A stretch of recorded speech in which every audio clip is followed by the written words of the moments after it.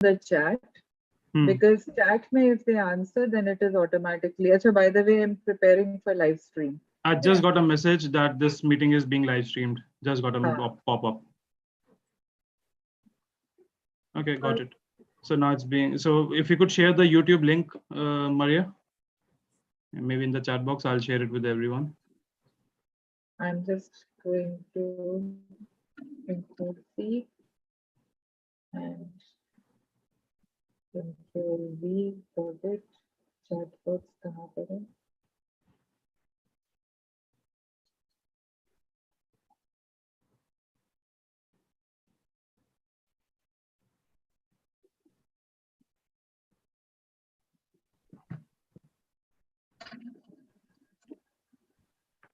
Oh, you can message waiting room participants. Sorry, you've just shared it with me. I've got it. Yeah.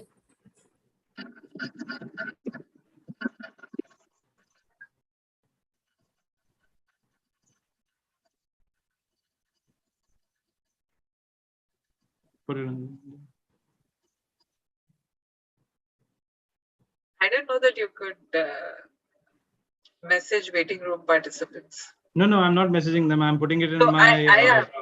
I didn't know that, so I just messaged everybody saying we are starting in 2 minutes. Yeah. So, Okay. Oh, that is. Yeah. Even I That's it's a nice feature, right? Yeah. I'm putting these in the WhatsApp groups that I have. Ajay, the other thing you guys will have to keep in mind is just keep track of Yukti, and then Allow her. let me know when she's in. So then I will stop, because I will be. You guys know, once I start talking, I lose So you track want completely. you want us to inform you on the phone or here in the chat box? You can put it in the chat box here, Okay. because then it will pop up for me, Yeah. or you can put it on WhatsApp if I don't Okay. recognize. Okay. Sure. Okay, so apparently I've got a message from a student that nothing is audible in the YouTube. It's just the video which is coming. So probably there's some feature which you have to activate, because I think this was happening yesterday as well. Okay, I have right now kept it on mute because we are talking informally and I don't want them hearing that. Exactly. Okay. Yeah. Okay. So when we start, let me know and I will unmute it. And then if the feedback comes, then we'll see. Understood. Sure.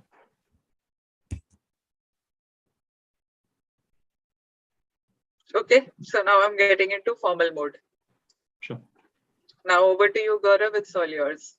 Yeah, admit everyone first. I'm admitting everyone, yeah. Streaming also gone live, audio also gone live.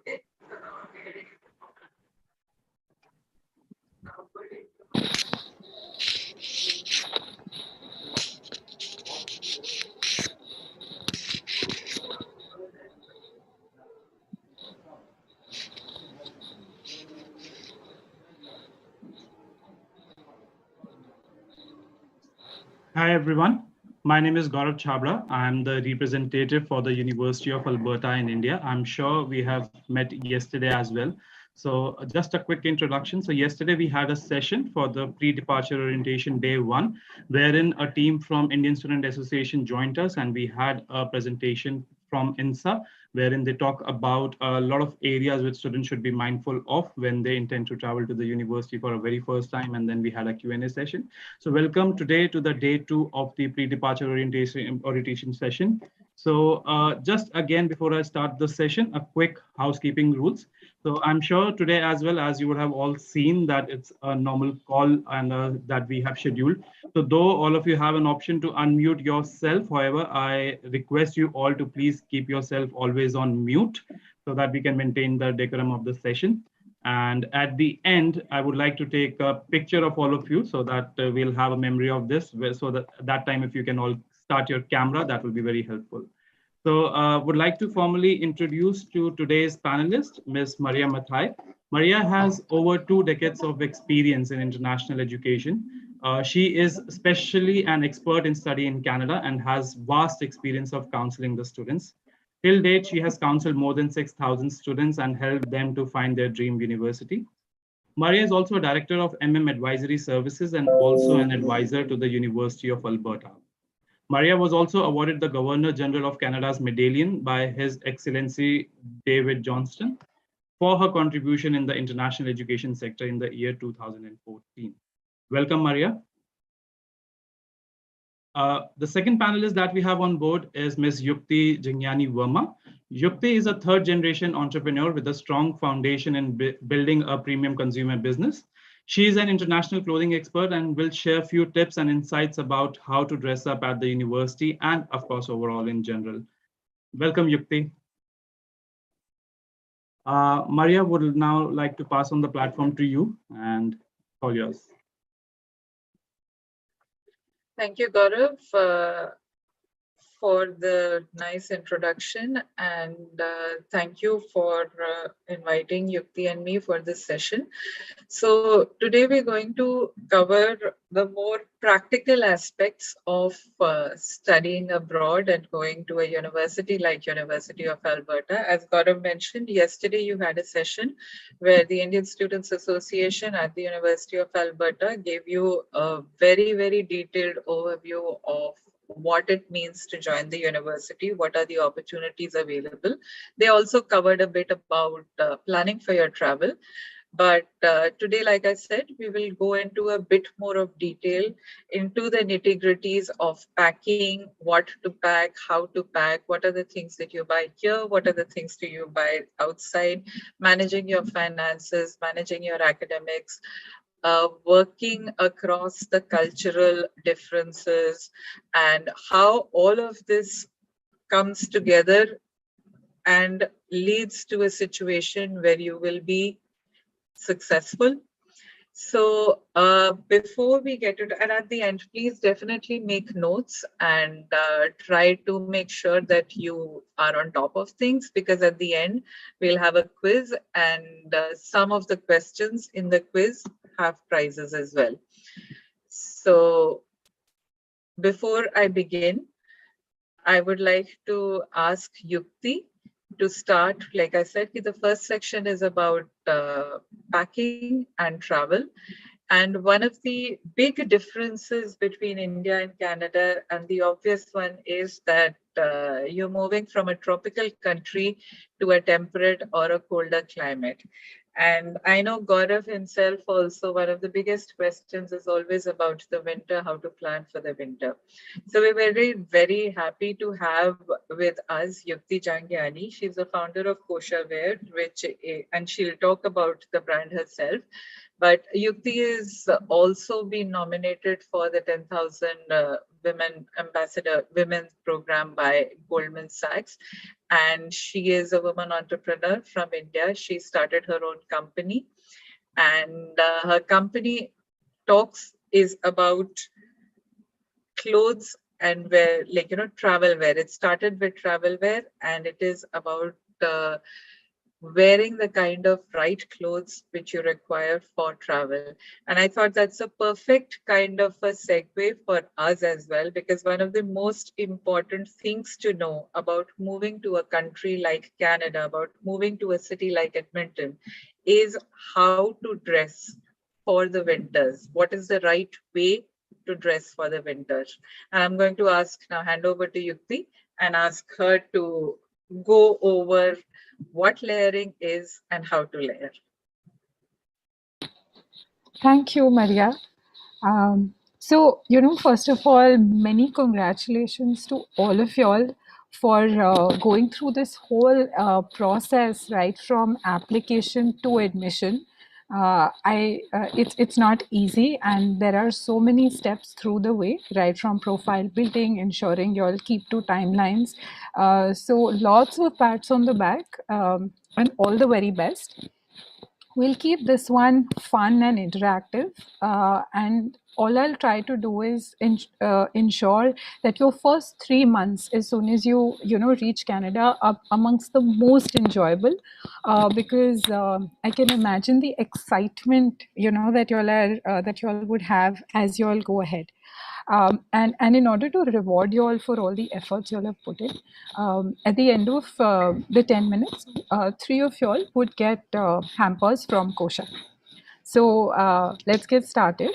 If anybody would want to share what is the coldest winter that you all have experienced, you all could raise hands, and then you all can unmute and share.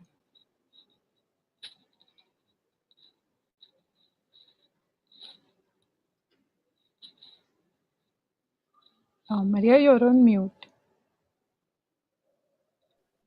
I was just suggesting if you're not comfortable unmuting, maybe they can also put it in the chat.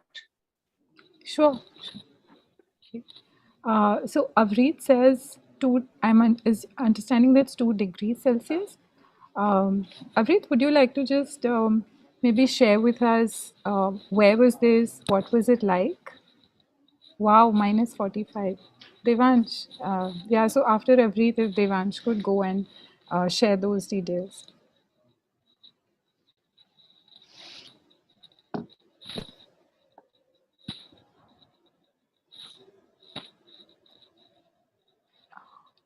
Okay, would Devansh like to go ahead and share his experience?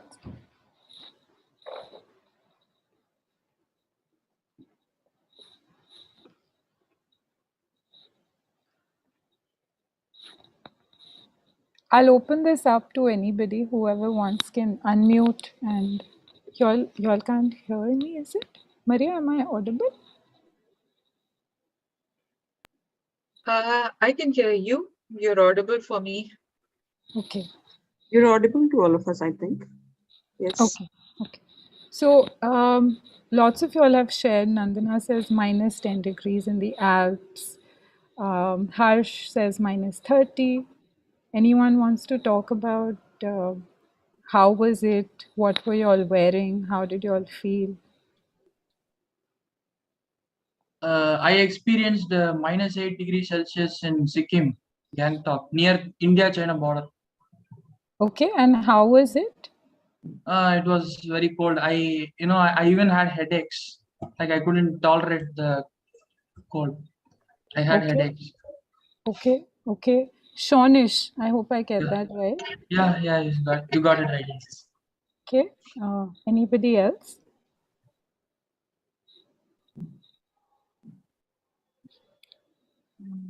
Y'all have had some beautiful experiences. Korea, the Alps, minus 10 degrees coldest in I Kashmir. could share mine. Sure.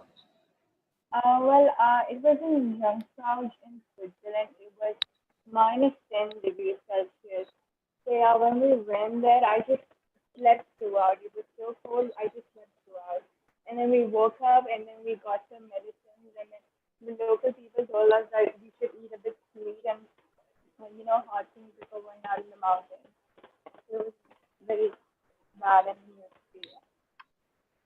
Okay. Okay. Thanks, Anna, for sharing that. Anyone else? May I? Sure, Amit. I have had experience of minus 15 degrees Celsius when I was working in Jammu and Kashmir in Banihal. And as everyone knows, India is not as well prepared as we expect Canada to be. So that was a huge challenge. I'm expecting that outside temperatures would be much lower than what I'm mentioning here. In Canada, I'm expecting somewhere around minus 30 or minus 35. And that's what I read. And of course, going out in such times is not advisable, I would say, unless and until it is compulsory. Got it. Thanks, Amit, for sharing that experience. And I hope the winters in future are more warm and comfortable. So Amit, you mentioned that products available in India may not be suitable. So let me just start with sharing that. Amongst the coldest winters that I've experienced, I've been fortunate to travel right from Canada to Tromsø in Norway, which is close to the North Pole. The Chadar trek in Ladakh, where temperatures go down to minus 40 degrees at night. And in Sikkim, during my mountaineering course, we were at about 5,000 meters. The entire terrain was covered in snow. So through all these experiences, one of the things I have learned is the importance of winter layering. Because when it's cold, you really can't think. Shonish said his head was aching. It's a challenge. You can't step out. If your hands are freezing, you can't use your phone. Winter layering is really, really important. And it's very scientific because the way it works is when you're wearing the correct layers, it actually blocks your body heat from escaping out. So to give you all a very quick overview, you would start with a base layer or a thermal, top it up with a mid layer, could be a hoodie, could be a sweater, followed by an insulated shell layer, which offers you protection from rain, snow, and wind. In a place like Canada, you all would have to keep in mind things like the wind chill factor as well as snow and rain, because the winters there are fairly extreme.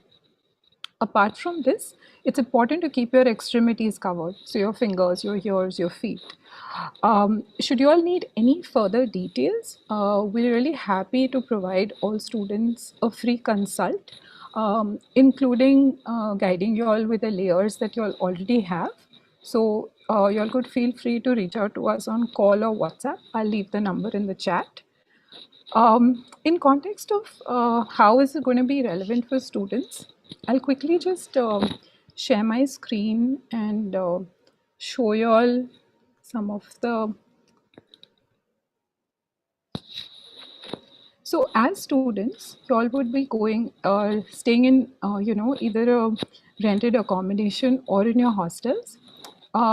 Temperatures there would be different. It would be a heated environment, and when you step out, it would be cold. Again, in your university, it's going to be warm.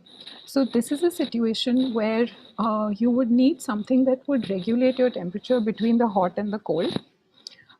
Your thermal wear or your base layer is not something that you can remove because it's the very first layer that you're going to wear.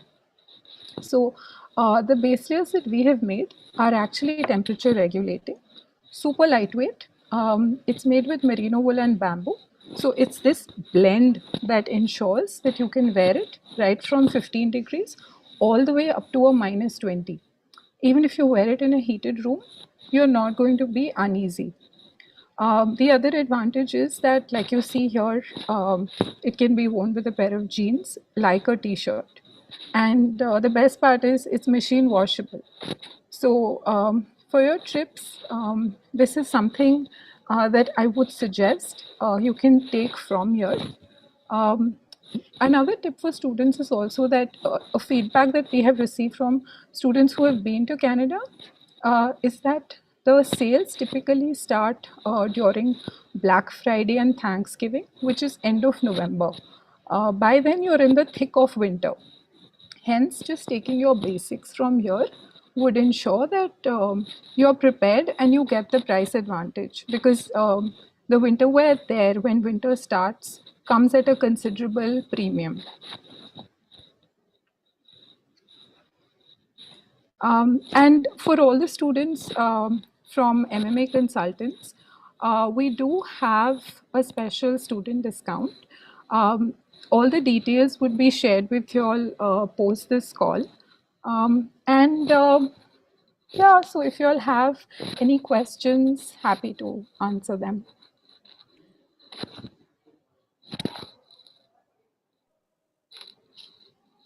I have one question. This is regarding the footwear. So in Canada, do we need some kind of a snow boots? And if yes, where can we find it? Do we carry it from India or wherever we are staying, or do we buy it in Canada? Sure. So one thing that we strongly recommend students is to go prepared for at least the first 3 months till you kind of get familiar with your neighborhood, where to shop, how do you get to that place, so on and so forth. And you're going to stay there for a long period of time. So you're definitely going to need more than one footwear. So your first pair, you can definitely shop from here. And so the other things that you need once you start living there like a local, you can definitely shop from there. Some of the places where you could opt for this is Skechers, interestingly, has a really good outdoor shoe range with a very good grip. Bata has a brand called Veninbriner, which is also fabulous for the outdoors. I have personally worn that brand on many of my treks in the Himalayas, and I would completely recommend these two brands. Can I just add a point over here? Sure. Yeah. So you also have to remember you have just 2 suitcases. So there will be a lot of, you have to decide what is valuable enough to take up the space in the suitcase and what is not. So if you do have space in the suitcase, because shoes can take up a lot of space, right? And if your snowshoes or your winter shoes will be your second pair. So keep that in mind before you go purchasing the shoes here. Absolutely. May I say that my question has not been answered? I was asking specifically about something for wearing for snow. So do we buy it in Canada or what what is it? How easily is it available to the children? Okay, should I take that, Yukti? Sure. Yeah, I think the snowshoes, you should definitely look at buying in Canada. Right now, as Yukti mentioned, the first 3-4 months, the first 6 months is what you need to keep in mind. Also, when the student right now, when your child goes, their normal kids, normal shoes should suffice as long as they have good winter, like, if it's basically waterproof, they should be able to manage, because the snow actually starts only after November and December. So it might be a better idea to look at buying waterproof shoes over there during the sales, again, as Yukti mentioned. Does that help, Amit?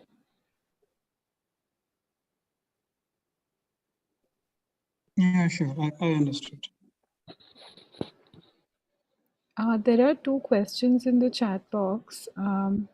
One says that Devroop, apparels like gloves, socks, and mufflers should be purchased from Alberta. You can get woolen ones from India.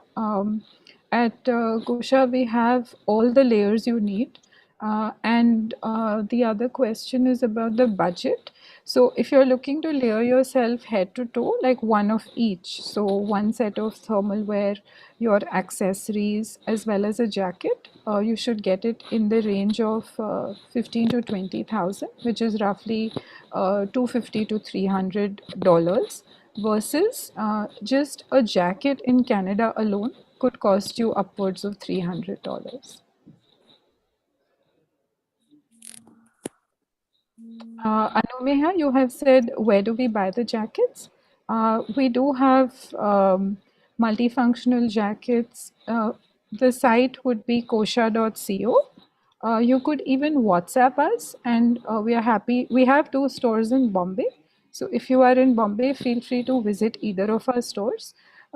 If you are outside of Bombay, you can, do a video call with us. We help you with your sizing, which style you want. It's exactly like an in-store experience. Excuse me, ma'am. Once the child reaches Canada and into the university, where he shall contact ma'am for accommodation and the residences? Maria, that one's for you. Okay. Yeah, that is a question for Gaurav. I think Gaurav Yes. can take that. Yeah, so Bhavna, for that you have to actually get in touch with the Indian Student Services Center. That's the first place where you have to go, and all those details will be taken care of. You will receive those information from me eventually. So don't worry. Yeah. Okay, thank you. Most welcome. So if there are no more questions for Yukti, I guess I don't see any other questions. Yukti has shared her contact details, website, as well as the phone number for WhatsApp queries on the chat box. So if you can just scroll up the chat box, I think you will find her details.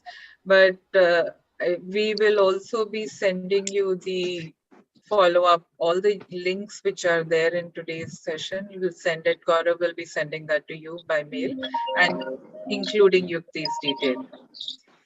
Yeah, sorry to interrupt, ma'am. I have a question.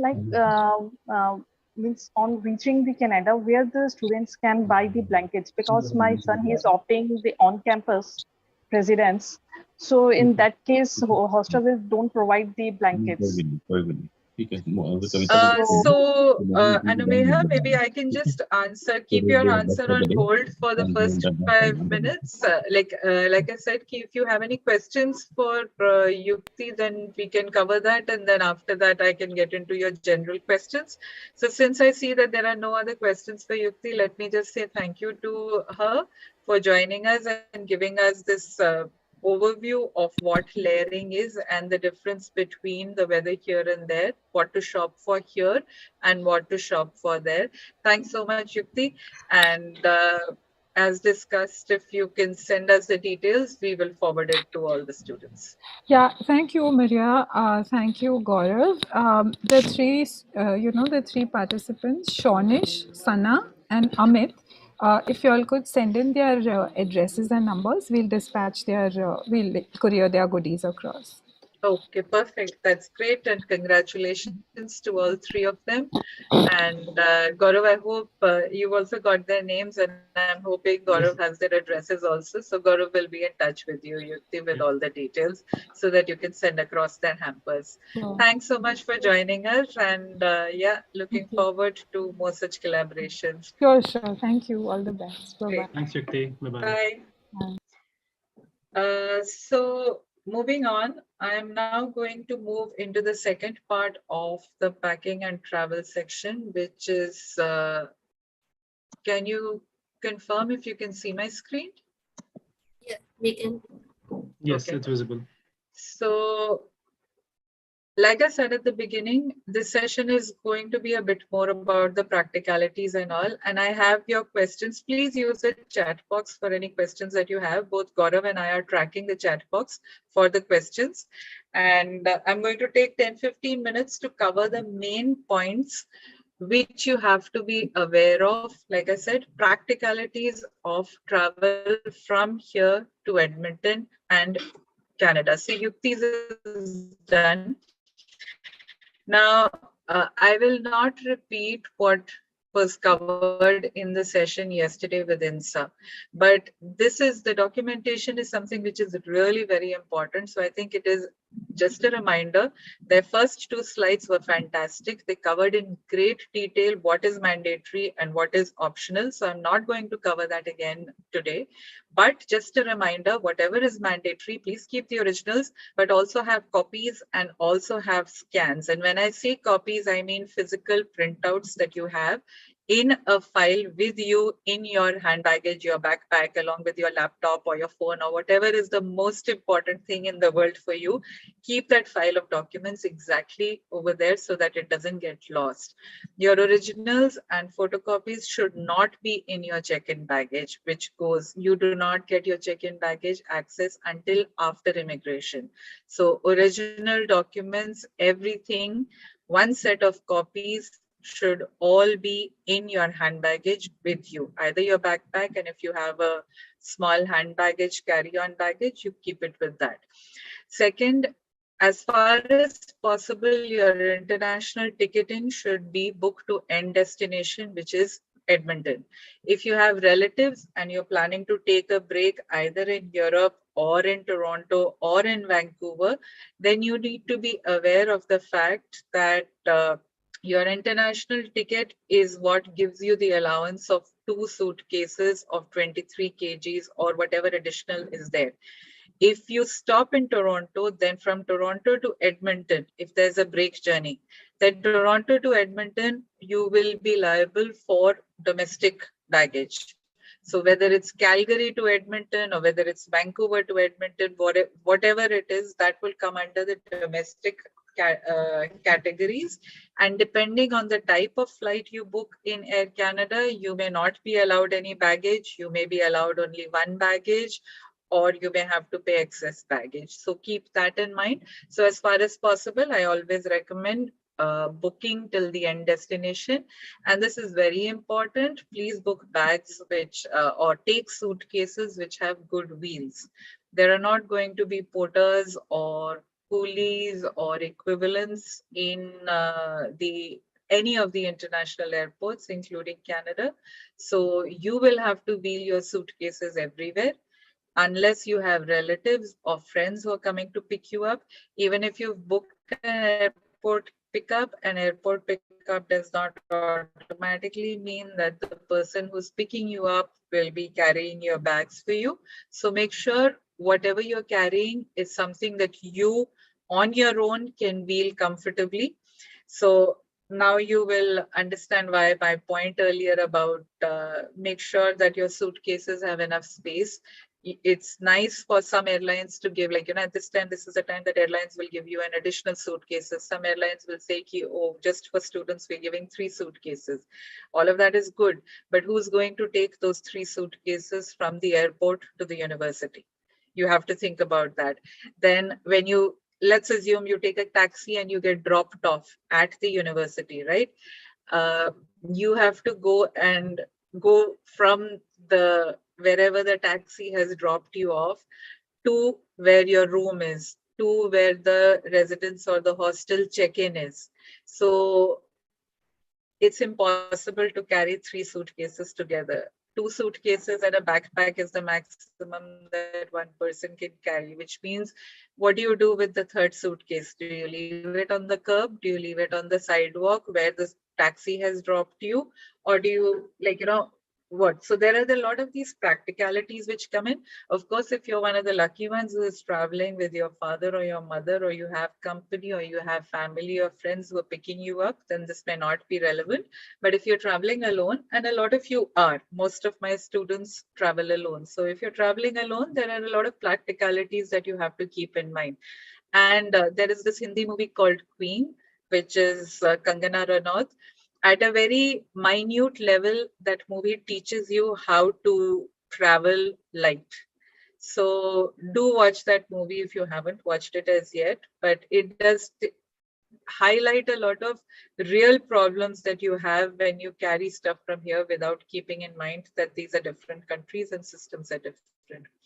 So like I said, packing, baggage allowance, what to carry, what not to carry.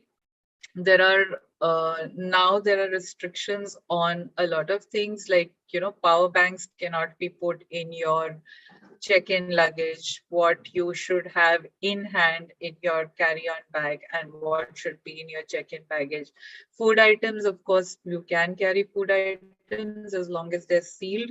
And even if they are sealed, there are still some restrictions on food items like dairy, any dairy items, then meat and meat products. So just make sure that you don't carry anything which is on the restricted list. Plus, if you're transiting from some countries, those countries have very strict transit requirements. So make sure that you don't, you're meeting with all the requirements from here as well as in Canada. Then the last point, which is your connectivity, this is the most important. You have to have enough battery or enough juice for your mobile from here till Canada. Again, look at how you're traveling, how many transits you have. If you're transiting via Europe and you're planning to charge your laptop and your phone when you get off at the airport over there, just remember you have to have a universal adapter. That power adapter has to work across all kinds. Just Google the different types of power adapters that you require, because the points are different in every country. So the universal power adapter is very important and you should definitely have that. Second thing is currency. As such, everybody's gone digital and cashless, so you don't really require cash, but whatever card you're taking, if you're taking a cash card or a travel card or a Forex card, either from private service providers or your bank, that should have enough in it, and it should be multi-country. It should not be that your travel card will only work in Canada and it will not work in Dubai or London or France or wherever else you're transiting from, because then again you'll be stuck. Most of the students, I think nowadays, most students carry their, if you have a debit card or an internet, like, if you have a add-on card that your parents give you, which has an international thing, you can use that as an emergency. But just remember, every time you use your Indian card, there will be charges that your Indian bank will apply for an international transaction. Obviously, you're moving to Canada, so you will be getting a Canadian connection. However, if you want to remain connected, Matrix used to have a very good, 1 week or 10-day plan, or even your own bank, like whatever is your service, Airtel or Vodafone. You can definitely take an international roaming plan of 1 or 2 days. It's super duper expensive. If you just take a 1 day or a 2-day plan, it will be super duper expensive. But as a parent, or you can have, for the parents who are registered here, like who are here, and for the students who are here, you can discuss this with your parents and see what is the best option so that you're connected. Yesterday's session at the INSA, they did say that one of the good things is that all airports in Canada have free Wi-Fi. So the moment you land and you enter the airport, you can connect. But I remember one of the speakers yesterday saying that connectivity is there, but it's sometimes it's slow, and because everybody's trying to connect to the public Wi-Fi, sometimes it doesn't work. So if you have your own connection, it's fine. However, you can manage with the Wi-Fi in the airport. So these are just things that you have to take a call on, whether you're comfortable on your own or whether you want to kind of go ahead. Now, as usual, Zoom is Zoom doesn't work when I skip to slideshow. So just to give me 1 minute, and I'm going to restart the presentation.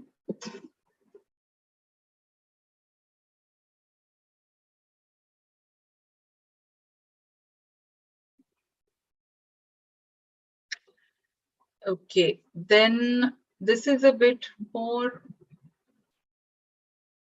this we've covered. Okay, at the airport, what to keep in mind. Indian immigration is usually very simple. They don't really ask you any questions. Of course, sometimes they might ask you about your, where are you going, and show your letter of acceptance, but most of the times they don't. But have all your documents, including your English, ready in case Indian immigration asks you. Download ArriveCan app. Again, as I said, as the INSA session said yesterday, make sure that you don't have any liquids or anything which would trigger off the alarms. Don't wear too much of jewelry. Some of the European transit stations are very, very rigid. Like if you have even, if you're wearing 4 or 5 metal bangles, they'll ask you to remove that. Footwear is also something which sometimes has metal and that can ping, so you might have to remove that also. And make sure you know for your transit destination, do you need a transit visa and do you need vaccination just to transit also. And like I said, in Canada, one of the things that you have to remember is wherever you're transiting from, you will have X amount of hours. So make sure that wherever you are arriving, that particular terminal is where you're getting your onward flight also. Most transit airports have very clear multiple screens like this, so you can go and you can check where your transit flight is. And usually the transit, it's very clearly, it's as per time. It starts from, depending, supposing you're arriving at 7 a.m.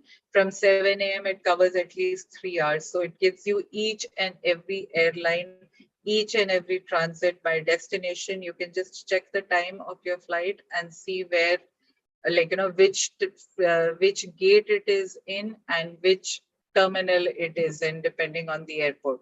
So if you have to change gates or if you have to change terminals, usually there will always be very clearly lit signs. Make sure you have enough time to change terminals, get whatever is the commute. It's either a bus or it could be a internal metro kind of a system. So make sure you have enough time to do that. And of course, on arrival, a few things to keep in mind. You have to have all your forms. You clear immigration, you pick up your bags and call or inform your parents because, like I said, you have your Wi-Fi.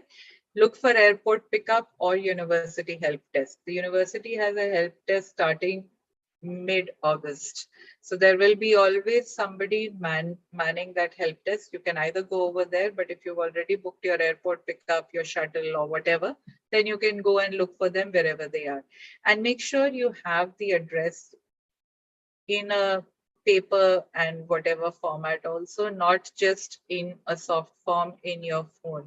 Like I said, if your phone is not charged or for whatever reason, sometimes, like, your phone just doesn't work. You switch it on and it doesn't switch on, or you drop it, or if in flight you drop water on your phone and your phone is not working. So there are n number of things which could happen from here to there. If anything like that happens, you should still have all your important information, where to go, who to get in touch with, all of that. You should have it written with you. So make sure you do that. And of course, be in touch with Gaurav and anything specific which is there. Now, there is one video that I wanted to show you, which gives you a brief idea about what to expect when you arrive. So give me 1 second while I share.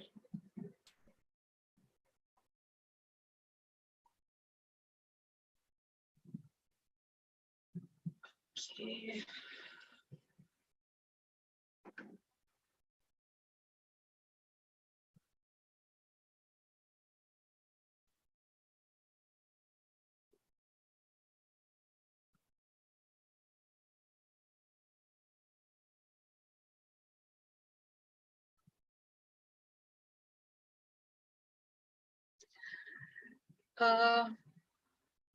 Can you see the screen, video screen? Yes, Maria. Okay. So this is a private video, but this gives you a very good idea of what to expect. You have to, there are these kiosks across the board. Because of COVID protocols, you scan your own passport. This part,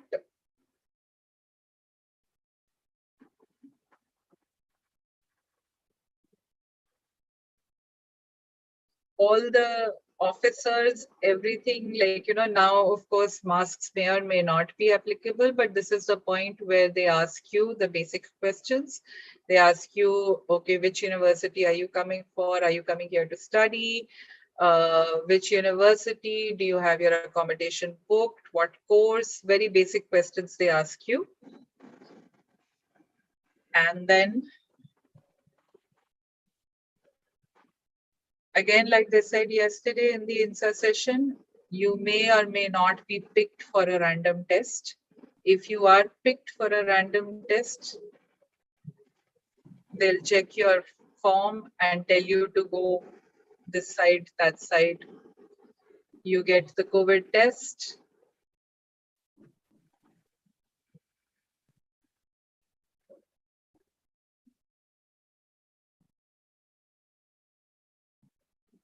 You get tested and then you move out into the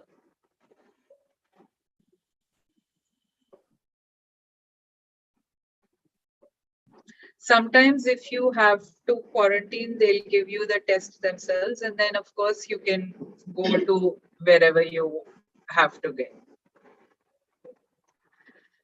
So the reason for showing you this was to give you an idea of the kind of videos that are there, you can actually Google enough. Like, I don't recommend Googling more than 2 or 3 videos to see, but there is enough over there to give you an idea of what to expect.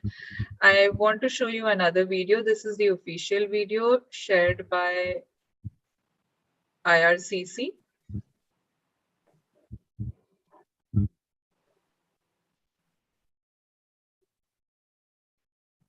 So this is a bit more like, pre-COVID, this is how it used to be. You walk, there are these long corridors. When you get off the aeroplane, you walk through these long corridors till you reach the immigration counter. This is what it looks like. Usually the immigration counter is one level down. You take an escalator either up or down to reach the immigration counter. This is the first level of questioning. And this is where they check that your passport is valid, you have your study permit, visa, etc. They ask you the basic questions, like I said, where are you coming, and usually in the past you could do it 2 or 3 people together, but now it's all one person. So even if you're going in as a family, every person has to go separately. Now, when you go in as a student, this is first level check. After this, as a student, you have to go for a second check, which is where your study permit is actually verified that it exists or not. So again, if you're going with your parents will be out, but you as a student will have to go to a separate area. And that's where you will be asked about more details. You'll have to show your LOA. Now, if you're lucky, this whole process should not take you more than 5 minutes. But if you are unlucky and there's a huge queue, so this is the second counter, which is more of a room. It's a separate room where you go in. Again, I know the video shows you the full family, but you will be one individual going, and this is where they check your docs, ask you a few questions, check that whatever is there is matching with what is there on the system. Like I said, if you're lucky, this should take you just about 5 minutes, but sometimes there are huge queues. Sometimes there is a lot of waiting. Sometimes your documents you can't find. Don't panic. They used to think, okay, I have it here, but I can't find it. They used to that situation. So just take a deep breath and calm yourself. Don't panic. The key over here to remember is that the officers, it's their job to look scary, and it's their job to make you feel guilty. So they do that automatically. It's nothing personal. They don't have anything in for you. They don't have anything kind of going for you, but this is what they do. So just keep that in mind, and whatever you have, just answer with confidence. Say, I'm coming to the University of Alberta. I am going to study this in this course. So I have accommodation, or I'm staying with my family, and whatever is asked, you answer. What courses? Have you registered for your course? Yesterday, the INSA student said that sometimes if they're not happy, they might ask you to just show the course registration and your timetable. So if they do that, again, like I said, just show it to them. It will all get over. Then you just go and pick up your bags, and that's it. You go outside. Okay. At this stage, I can see that the chat is going a bit crazy. So I'm going to open it for questions. Gaurav, you can also kind of keep track and help me in case I've missed out anything. Immigration and customs always at the first airport in Canada where you land. Yes, that is correct. Immigration and customs will always be at your first port of entry. So if your first port of entry is Toronto, Calgary, Edmonton, Vancouver, Montreal, whatever it is, that is where you will have your immigration. So make sure you have sufficient time to cover immigration before you book your next flight for Edmonton. That's actually a very good point. So please make sure that you have sufficient time for immigration, clear customs, and pick up your luggage, move to the domestic section of Air Canada to get your domestic flight. If you keep 3 hours, that's good enough time for you to get your flight luggage, clear your immigration. Like I said, usually immigration in Canada does not take very long. It takes anywhere between 15 to 30 minutes to maximum 1 hour. 1 hour is very, very rare and very exceptional situations. It doesn't take longer than that.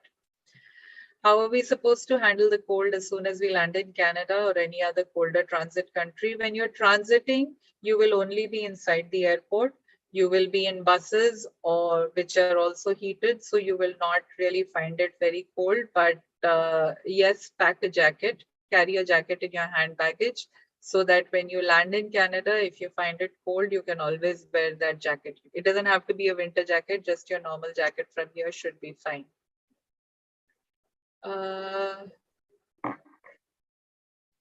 Cabin bags and laptop bags aren't counted in extra wherever I have traveled. Yes, cabin bags and laptop bags aren't counted separately. However, there is, like, you can have one cabin baggage and one laptop bag or purse, as the case may be. But like I said, practically speaking, if you are traveling or if your child is traveling alone, they'll have 2 large suitcases which are checked in. They will have one cabin baggage and they will have a laptop bag or a purse. So that's 4 bags right there that they have to manage as soon as they get off.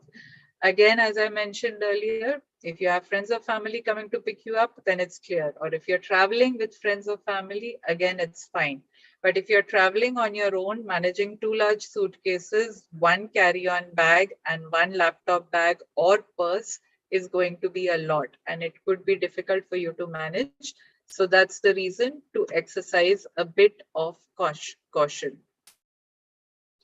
Delhi to Edmonton via Montreal, direct flight. Are you there? Yeah. Yeah, where immigration will be done and luggage at Edmonton.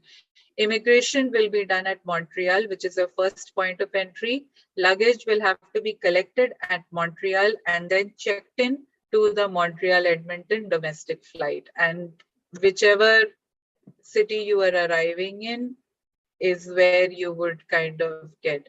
Will Indian phones face any difficulty on arrival in Canada? Not really, as long as you have international roaming activated. Indian phones work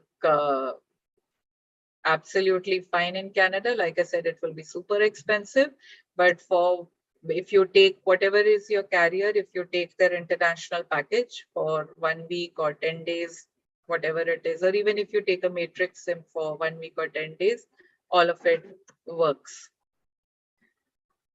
What is the upper limit of cash? Upper limit of cash is set by the government of India, and that's $10,000. But there is please cross-check the limit, because I think there has been some changes as to how much you can actually carry in cash and how much can be in person.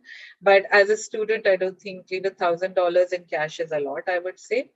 But if you're carrying $1,000, it's please be very, very sure, careful, and keep it in separate areas, so that even if you lose one purse or one wallet, or if you forget money somewhere, you are you haven't forgotten or lost all of your money.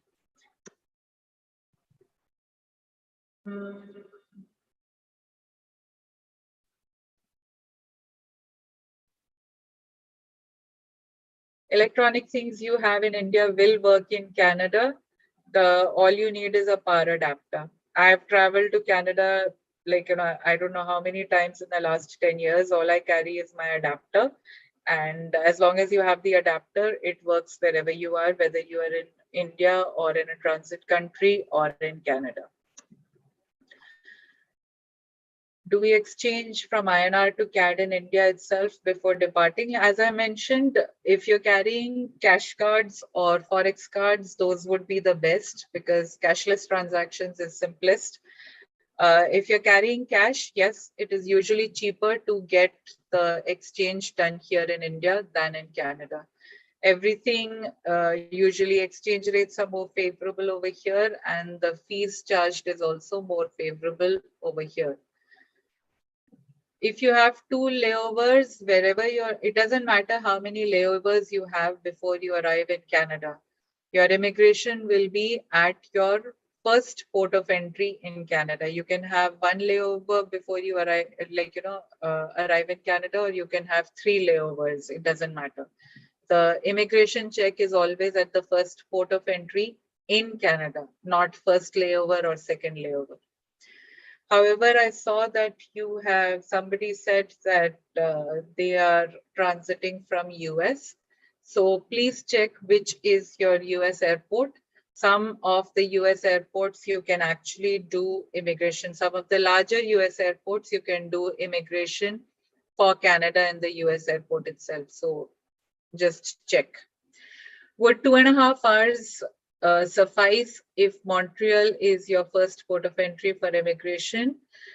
Usual time, yes. 2.5 hours is good enough. Canada immigration is very fast. Like I said, half an hour is the maximum.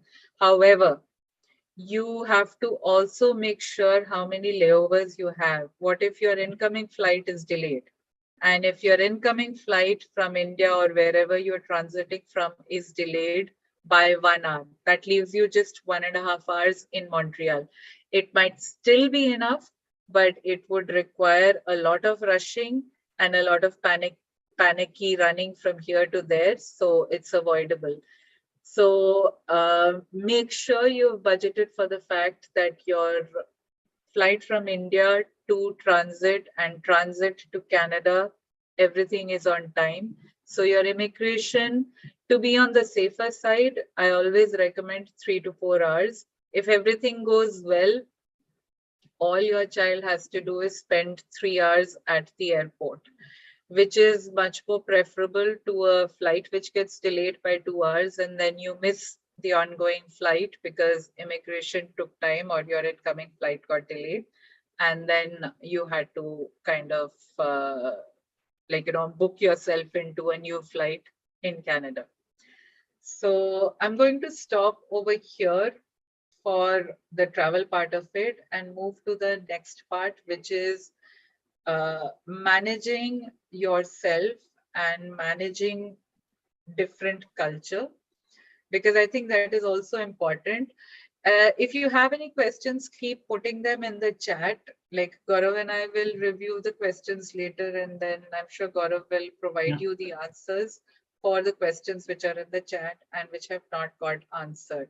So here I'm going to break off and I'm going to move into the next part of the session, which is very important for your academic as well as career success. So one part of it is finances, managing your finances and managing your time. The other part of it is managing cultural differences. So I'm going to start with managing your finances. And let's see if slideshow works. And yes, it's working. So why is this important? Your financial well-being is critical. You have to have enough money to buy your food. You have to have enough money to travel from point A to another. You have to have enough money to pay your rent or your housing or your internet connection. If you're staying on campus, a lot of this is covered. But if you're not staying on campus, then a lot of these things you will have to keep in mind. You have to have enough, and your parents obviously will be sending you money, but you have to also be aware of the fact that you can't spend all the money that they send you at the beginning of the month. Or if they've sent you money for 3 months and you finished all of it in the first month, how are you going to survive the next 2 months? Yes, you can call them up and say, I messed up and I finished all the money. Can you send me some more? But you can do that only 1 or 2 months. You can't be calling them 12 months later also and saying, yeah, I finished up all the money, send me more, right? Ideally, you should have a better handle on your finances. Now, this is especially important in current times because what if they are not able to send you the money because the bank is in a lockdown area or they are in a lockdown area or they are somewhere, whatever. It's a very uncertain world. Thankfully, things have settled right now. You're moving at a time when everything is settled, but still, you have to have everything. But Why this is important, the most important point is the third point over here, which is that this is a new experience for you and your parents. Till now, your parents have managed everything for you financially, and for the most, like, till you even you take your flight, I'm sure they're in charge. They're making sure that all the bank details are done. They're doing the exchange rates. They're talking to different vendors and getting the deals for you, right? So the financial management will be the first time that you are doing something like this. Even for those of you who have stayed in hostel or have lived in a hostel over here, you have done it to some level, but you would also, for you also, some of the financial planning and the financial management will be completely new. And very important, for the first time, you have to be responsible for keeping your money safe and secure. So if you're carrying cash, you have to keep that cash secure. If you're carrying your passport, like you're going into a hostel, you have to, you are the person who's responsible for making sure that the passport and the money is in a suitcase, in a locked area. It's somewhere where it is safe. Your parents cannot do it for you. They will still check कि आपने ठीक से रखा है, but that is it. Now, coming to the financial management part, the first thing to know about it is key, what kind of a person are you? What kind of a personality are you? Are you somebody who's like carefree and happy-go-lucky and can't be bothered? You spend everything and then you discover next day morning, oh my God, my card is blocked. Or are you the kind of a person who is very careful, always has a budget, keeps to the budget? Either way, whoever you are, unless you know what your personality is, you will not be able to manage your finances efficiently. Now, once you've figured out what kind of a person you are, then you prepare your budget, right?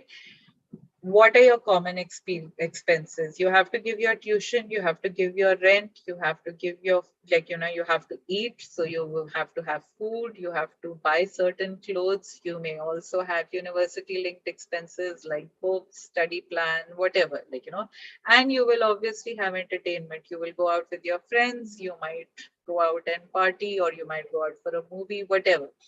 So there are, looking at your finances, look at what is fixed, what is recurring. You have to give your tuition, you have to have your meal plan expenses, all of that. What is a one-time expense? So a good winter coat or snowshoes, as you said, that's a one-time expense. What's recreational? What, what kind of things do you like to do? Will you be traveling? Do you have relatives? Will you be traveling to meet your relatives? Do you plan to go out with friends and travel? Like, you're going to be in Edmonton, but you want to go to Vancouver to see? Do you want to explore the Rocky Mountains? Do you want to see the Niagara Falls? What kind of things do you want to do, right? So have these kind of categories. And then the second point, stick to your budget. Now, this is why my previous slide was very important. Are you the kind of a person who will stick to your budget, or are you the kind of a person who will not stick to your budget?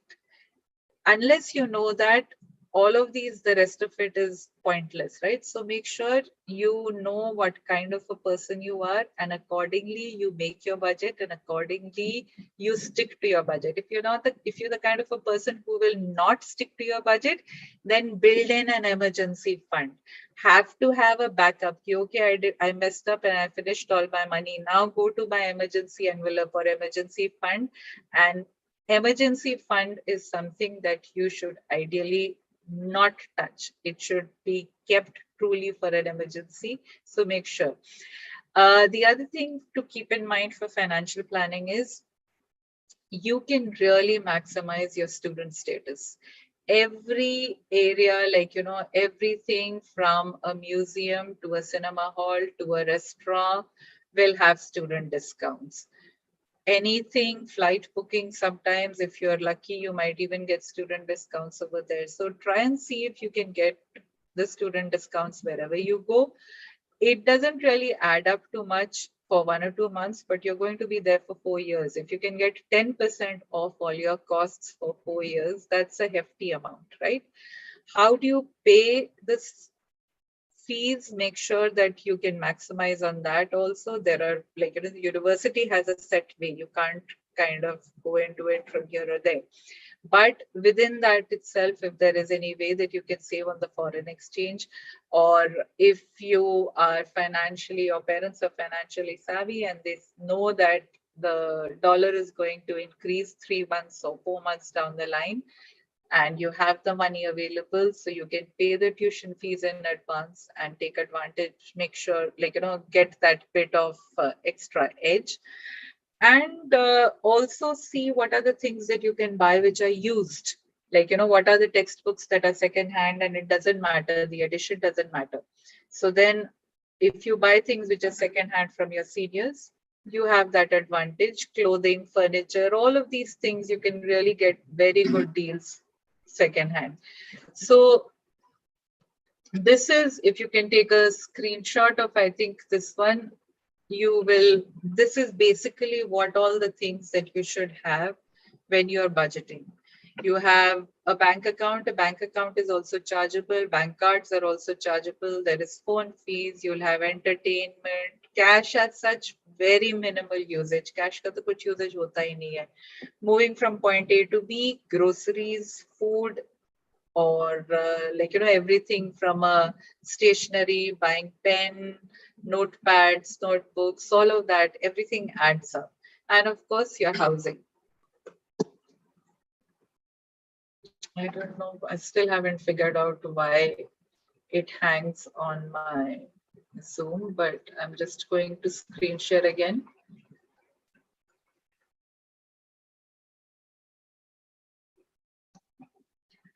This is where we were. And again, I'll take a break over here for the questions. Gaurav, I guess if you've seen any questions that are there related to managing your finances, you can cover these. For finance, no, but yeah, I see there are questions again to the previous topic related to transit and where you get your luggage exactly. So yeah, a lot of questions regarding that happening in the chat box. Transit at San Francisco, like I said, Kisi, you will have to check whether transit at San Francisco allows you to do immigration in Canada. I'm not really sure, like I said, but I do know that New York City has an immigration counter. New York, the main airport, has a Canadian government has an immigration counter where you can do your immigration in New York itself. I can't really speak for San Francisco. Please check online or ask your travel agent. Amit is asking that my son will travel from Africa and are unable to get Canadian dollars. So can he carry USD instead? Will that be easily converted in Canada? Yes, it will be easily converted, but yeah, in fact, actually, yeah, it would be, because I'm not sure if the African currency that he will have, whether that will be easily converted in Canada. So carrying USD would be easier, because that he can easily convert at the airport on arrival in Canada itself or anywhere else. Right. Can I please show the budgeting slide? I will just share screen again.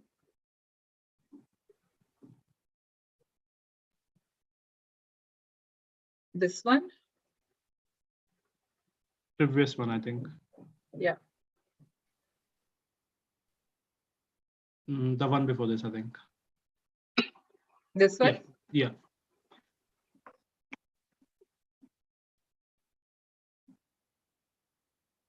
Okay.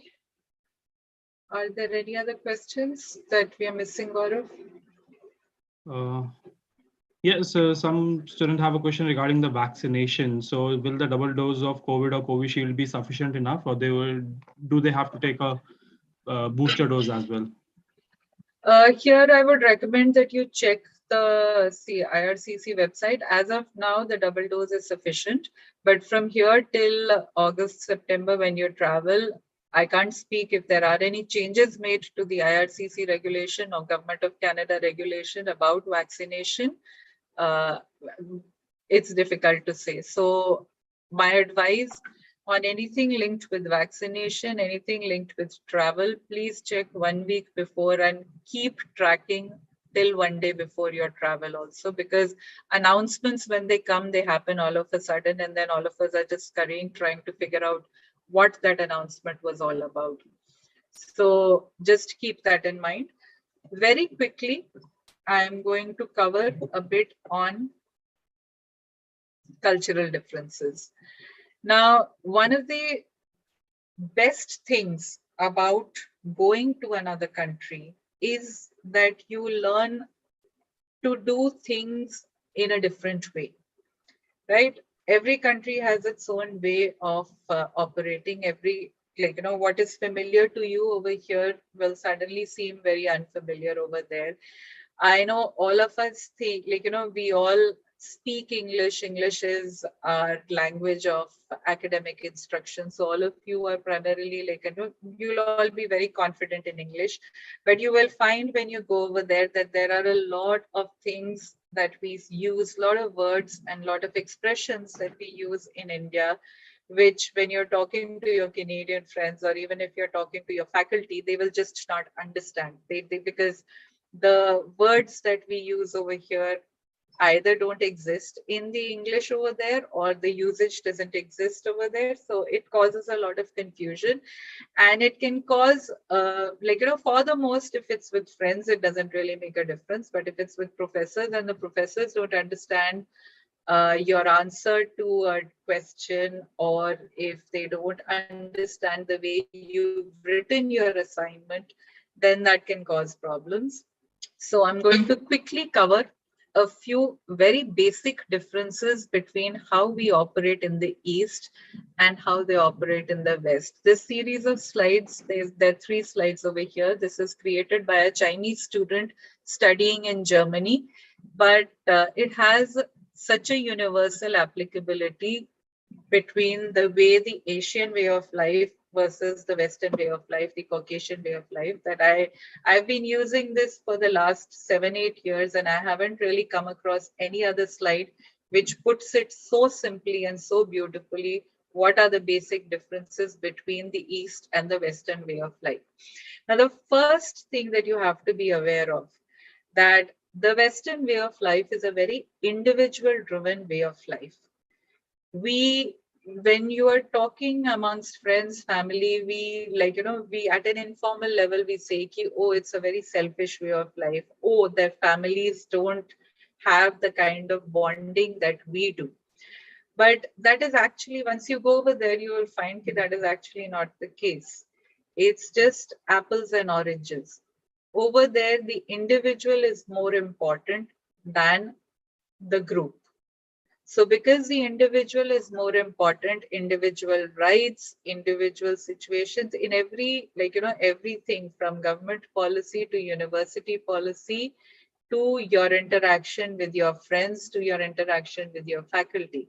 Your individual response is what is going to be treated. So this translates in very different ways in a classroom, in a society. In a classroom, it means that it is okay to disagree with your professor. It's absolutely fine to say, when you are having a discussion in a classroom, here, if you support your friend, you will support your friend. Over there, your friend and you can agree to disagree, because every individual has a right to their opinion. Right? So the first part of it talks about the way of life, the individual versus the group. So it is not disrespectful to question your elders. It is not disrespectful to ask your professor answers or further clarifications. The other big reality, and that's the second part, the lower part of this slide. The other biggest change that you will experience is that the number of people that you see will, for the first 1 or 2 months, you will always feel that, why is everything so empty? The good thing is, if you're staying on campus, campus is always busy. The University of Alberta campus will be actually on the right. But the moment you step out of campus, or at night in the campus, this is how it is. The normal will be no crowd. Now in India, we are we are oriented to, if it is not crowded or if there are not enough people, either there's something wrong or it is not safe. That is how we think. But in Canada, no crowd is the default. Not seeing too many people is the default. So it does not necessarily mean that it is not safe or something has gone wrong. That's why there are no people. You can come out of the library at 9 o'clock or 10 o'clock in the night, and seeing an empty street or within the university campus itself, coming out at night in the dark and seeing empty hallways does not mean that it is unsafe. Canada is, and Edmonton is, and University of Alberta is one of the safest countries, universities in the world. But it will take you some time, and this is true for both boys as well as girls. It takes you some time to make that mental shift that no people does not mean unsafe. No people, still safe. And this is something that the university is also aware of. And I'm sure Gaurav has talked about it, but there is a campus safe walk program. Because as international students or even domestic students, if you feel like, it's too late or whatever, you don't feel safe, there are phones across the campus. You can just call up and volunteer students will come and walk you from wherever you are to wherever you want to go. So that's a facility that you should definitely use. The other thing that you have to be very, very careful about is punctuality. In the East, we have a very flexible concept of time. When you meet somebody, you say, I'll come between 11 to 11:30. When you're meeting your friends, you might make them wait for 1 or 2 hours also, and they'll wait for you. So we have a very flexible concept of time. In Canada, timing is exact, to the minute. And punctuality usually means that if you have an appointment or a meeting at, say, 12 o'clock, being punctual means you come 5 minutes before. So if your work shift starts at 8 a.m. in the morning, you have to be at your desk at 8 a.m. It's not that you come in at 8 a.m., change into your uniform, and then go to your shift by 8:15. No, you come in by 7:45, change into your uniform, and then go and do your work at 8 o'clock, exactly on the dot you start. Same thing with your professor or your academic advisor. If you have a meeting with your professor or your academic advisor scheduled from 11 to 11:15, if you come in at 11:10, the professor is not going to give you 15 minutes. If you come in at 11:10, if the professor is nice and kind, he will give you the 5 minutes. Most professors I know will just say, you're too late, I can't see you anymore. But if the guy is a nice, or if the lady is a nice lady and they're feeling kind towards an international student, they'll give you the 5 minutes. But at 11:15, the appointment will end. It will not be ki I have come at 11:10, so my 15 minutes will be from 11:10 to 11:35. The rollover impact is not there. So punctuality is very key. If you figure this out, the earlier you figure this out, the better your academic and your work experience will be. I know so many employers in Canada who let go of international students because they say that international students from certain countries don't come on time or they don't respect time. It is very easy to see some of these things as racist. They are not racist. These are just cultural differences. When for one culture, what is acceptable is not acceptable for another one. The other thing, again, very, very cultural, and it comes from the fact that we are a very populous nation, so we are used to crowd. So how we stand in a public space is, even if we are touching each other, we are very comfortable with the fact that the person next to me is touching me. Whether it is at an airport, whether it is standing in line, whether it is like, at a restaurant or in a bus. One of the biggest shocks for me in Canada was that if somebody is sitting in one seat of the bus, most people will go to the next seat. Nobody will go and sit next to them, because the concept of public space and personal space is very strong. We are very comfortable with somebody standing next to us, almost touching us. As a women, maybe not so much, but men are very comfortable. Boys are comfortable. Girls are okay with another girl touching them, but would not be okay with another guy touching them. So with girls, we have a concept, girls and boys have a concept of personal space, but otherwise, as a rule, in public, we don't have a concept of personal space. You just have to look at how people exit from aeroplane or a train or a bus. It doesn't matter what the mode of communication is, whether it's a bus, whether it's an auto, whether it's a plane, all of us are just always crowded towards the entrance. That very rarely happens in Canada. In Canada, a safe rule for personal space is 1 hand length. So if you can touch somebody when you move your hand like this, that means you are intruding on their personal space, so move back. This leads to situations, especially in a shop or in a supermarket or in your university bookstore. If you go at the checkout counter and stand too close to the person in front, they'll turn around and they'll say, back off, man. Right? And you will think that that they are being very rude. However, they will think that you are being rude because you came and stood too close to them. The other way that this can manifest is if you are in, again, in a grocery shop. Again, if you've seen Kim's Convenience Store, if you haven't seen, please do. If you're standing at a grocery shop and you think that there's nobody at the counter, but the person, there is a 1 meter gap between somebody at the counter and where the line starts. So you go and stand in between, and you don't realize it, but you've broken the line.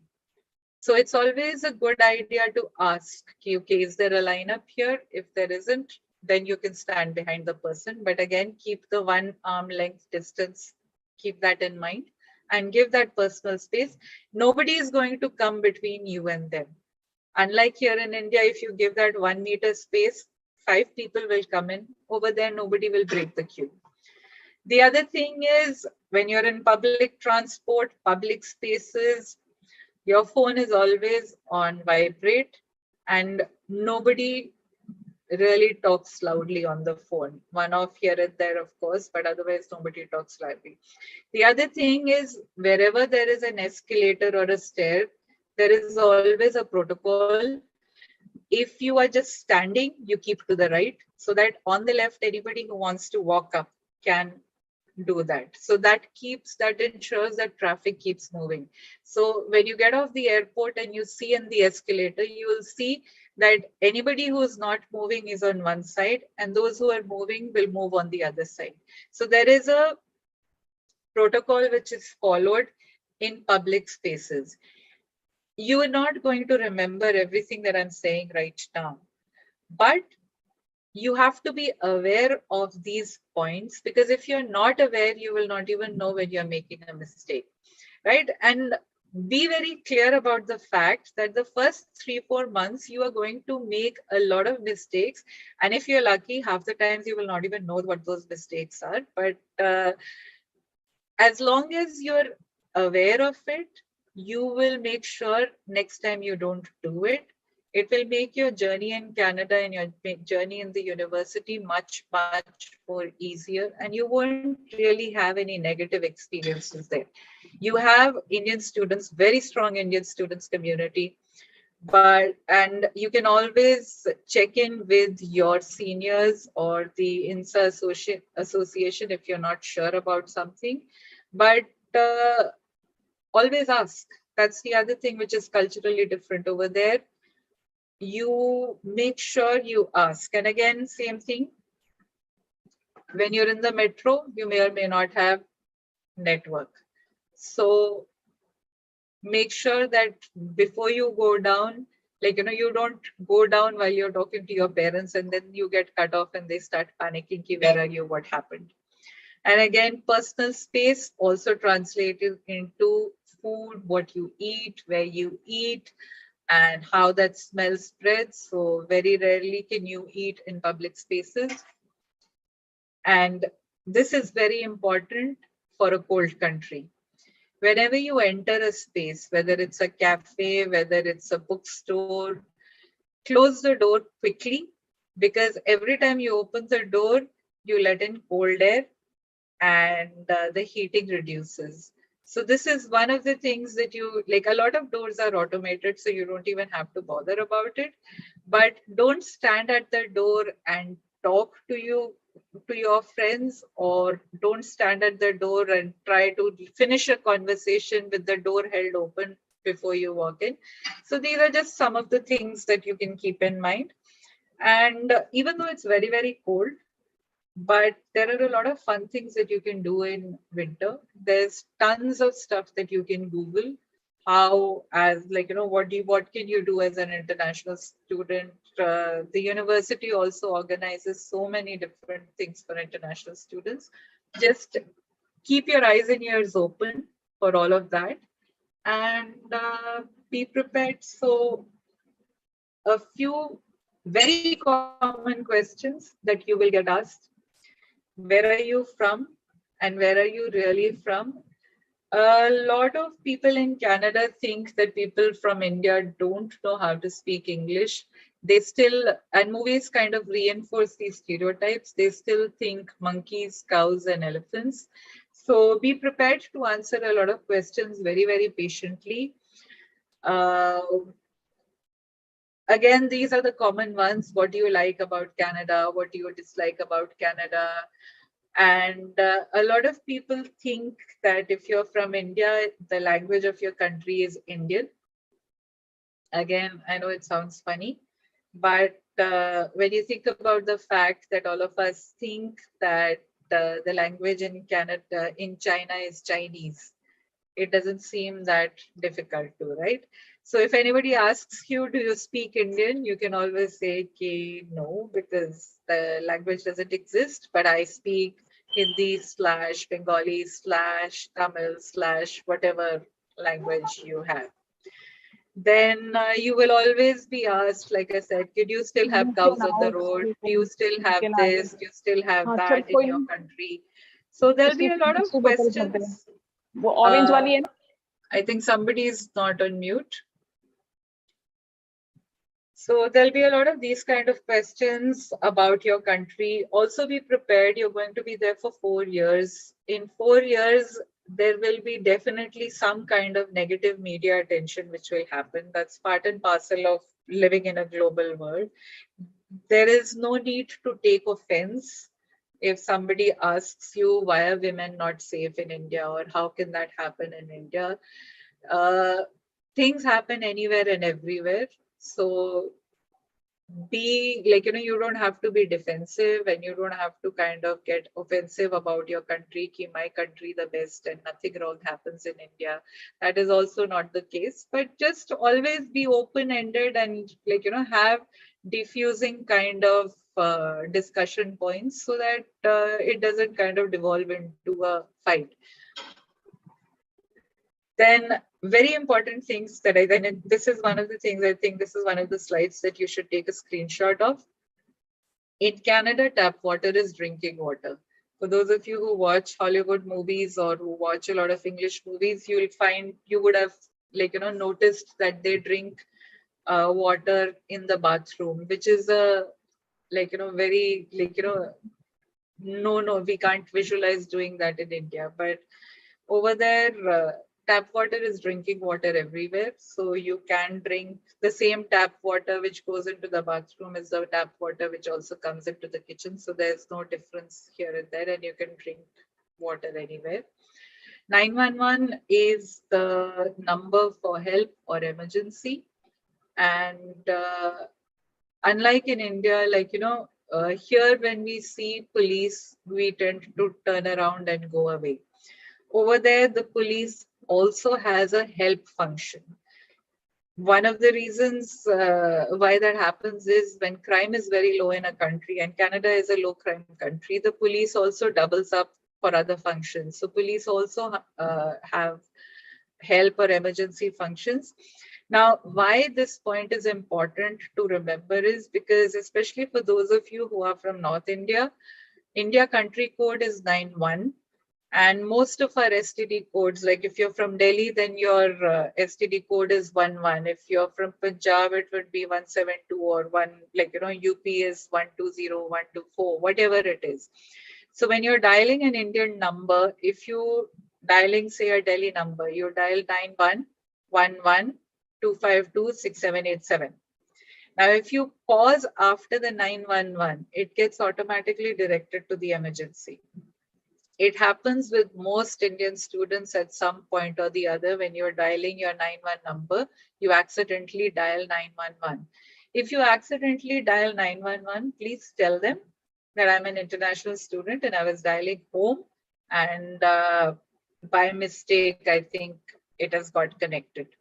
If you're in the hostel and you dial 911 and you hang up, then the police are obligated to come to the residence or the hostel and check to see that there is no one in an actual emergency situation. So even if you got scared and hung up, please call up again and tell them that I dialed by mistake. So they might still come, if you're staying in a house, they might still come to check that you're not in an emergency situation. You just go and meet them and tell them that it was just a mistake. They're used to it and they'll take it. The other thing that you have to be very, very aware of is both vegetarians and non-vegetarians should be careful if you are particular about what kind of meats that you eat. Vegetarians, obviously, you have to be very careful, but non-vegetarians also should be alert because the main meats in Canada are beef and pork, which most Indians don't eat. So just saying that I eat meat might get you in trouble because your friend who is organizing a Christmas dinner may assume that you eat beef. So always be very clear when you're giving your dietary information for any party or any event. Always specify what you eat and what you don't eat. So if you say that I eat meat, say chicken and lamb or chicken or goat only. Because even saying poultry is not enough. Poultry could be duck, it could be turkey, apart from chicken. So there are a lot of options over there. So keep that in mind. Because physical space I've already talked about.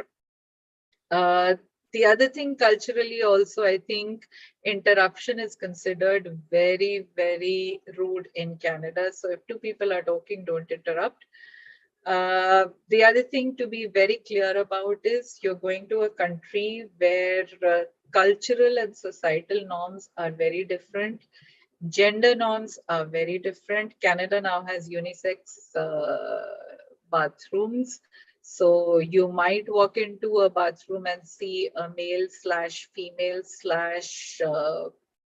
/ any gender identifying person over there, and that takes some getting used to, but you will get used to that also. But most importantly, there are no judgments attached to drinking. There are no judgments attached to smoking. If you don't want to do something, you're absolutely welcome not to do it, but nobody judges anybody else for doing it. Nobody judges anybody on clothes that they wear, how they especially for women, what kind of clothes you wear, what you don't wear, it doesn't really make a difference.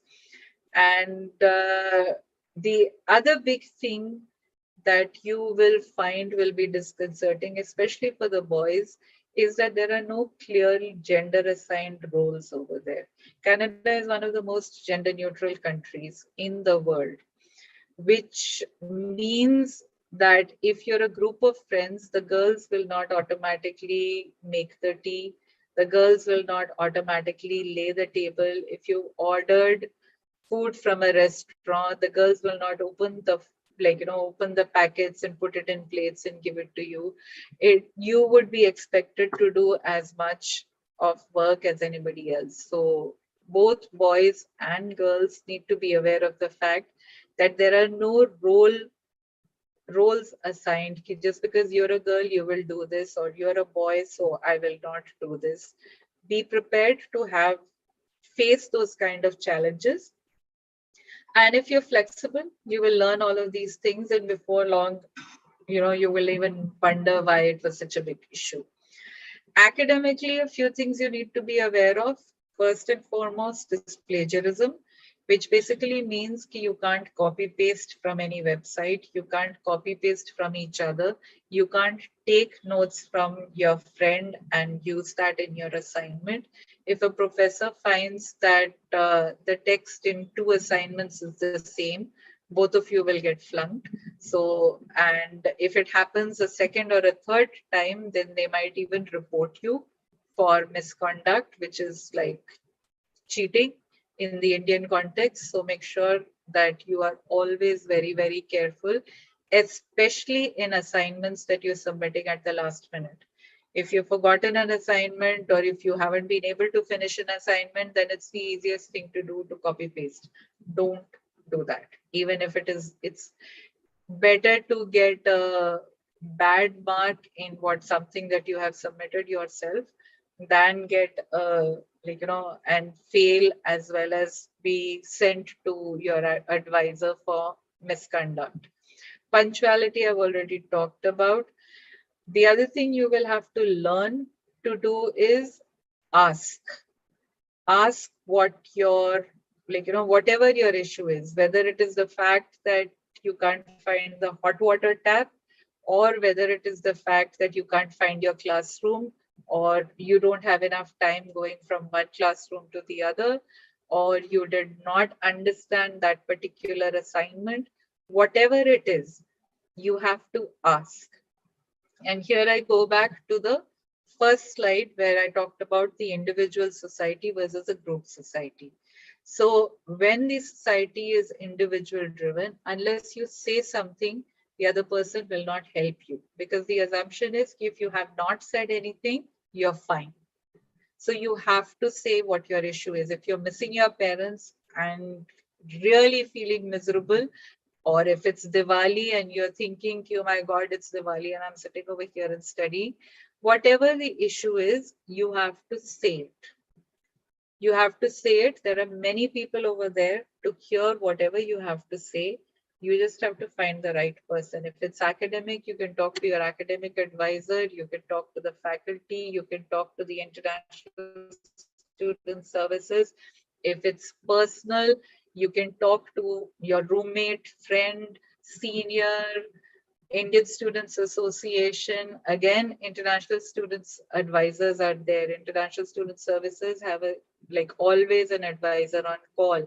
And Gaurav is also there. Gaurav is not going to forget you. So bug him if things are really bad.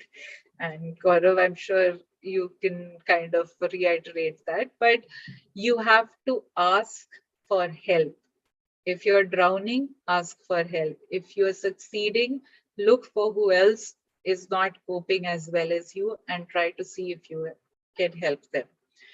And always give the correct information. Again, this goes back to the ask. If your professor asks you, why did you not submit the assignment? Please tell them you did not submit the assignment because you were partying, or you did not submit the assignment because you were miserable and you were missing home and it was Diwali. Whatever the situation is, tell them the correct information. Don't get into a white lie situation, ideally, because if you get found out, it can get very messy. And gender, like I told you, be very, very aware of the differences in gender and try to keep an open mind and learn.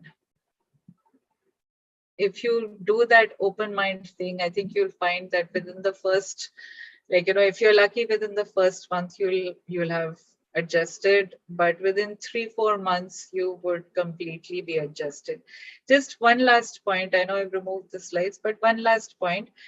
Be prepared for some downs also. You're going to be there for 4 years. You've never lived away from home. So there will be times when you will be down. But the good thing is with communication, you can always talk to your parents back home whenever you want to. You can talk to your friends wherever they are. Or the better way is to go out. Go out with your current friends. You'll have other international students who are going through exactly the same feelings that you are from other countries. Make friends from as many countries as you can. Make as many Canadian friends as you can, because this network is going to be with you for life. So maximize on that opportunity to have friends from all over the world. Okay, I'm going to leave it now for questions. I am sorry, I can't help but laugh. Shanish asks, are there bears on campus? I don't think so. I don't think there are bears on campus. You'll have to go to the Edmonton Zoo to see the bears.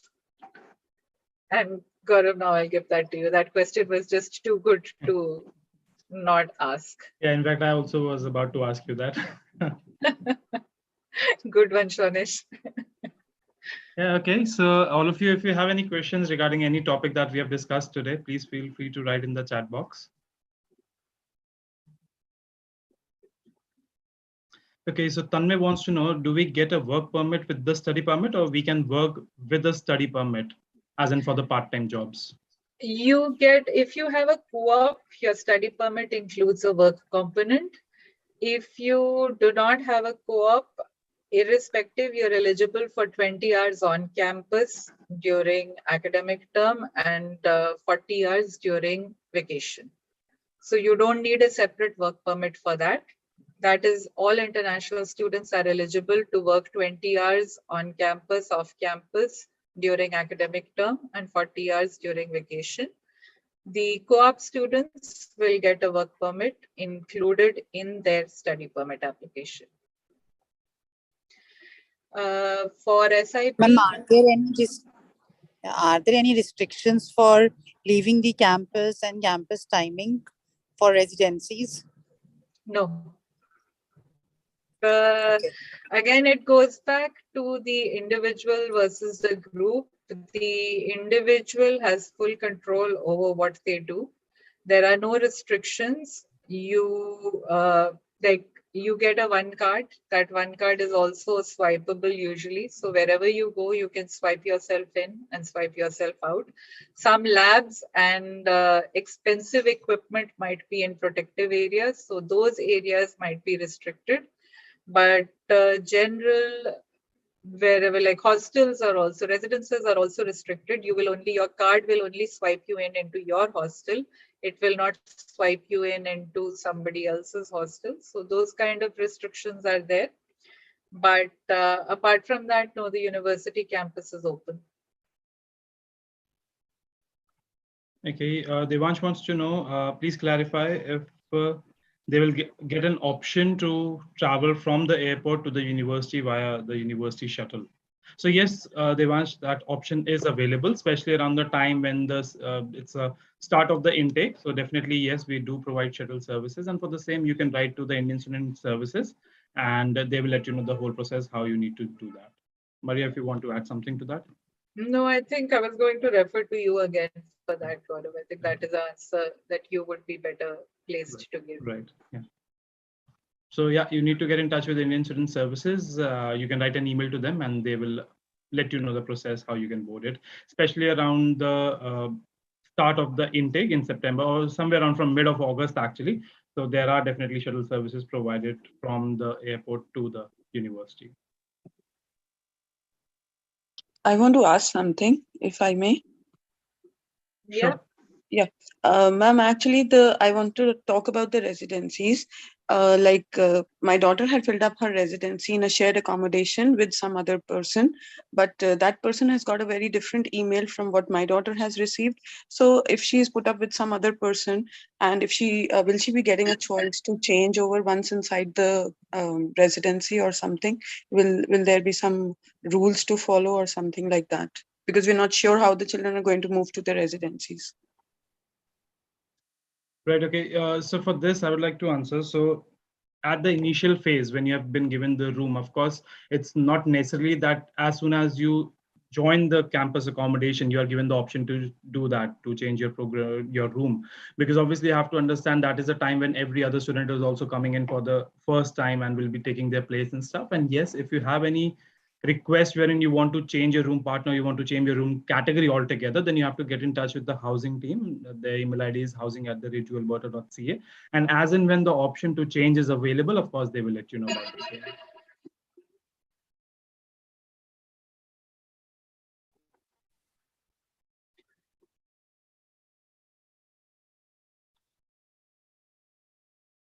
Yeah. There's some more questions on who we are sharing with, how will we know, and when will we Yeah. know?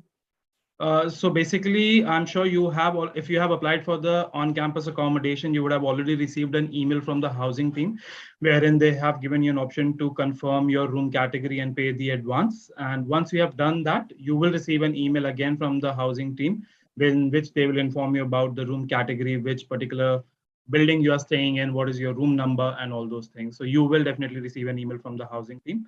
And if you have any queries, you can write to them directly as well. They do respond to your emails. I have another question, please, if I may. Like the student will stay in the residency for the 8 months that we have been paying the rent for. But what after that? For the 4 months, will they be allowed to have a residency option, or will they be allowed to? Will they have to just move out?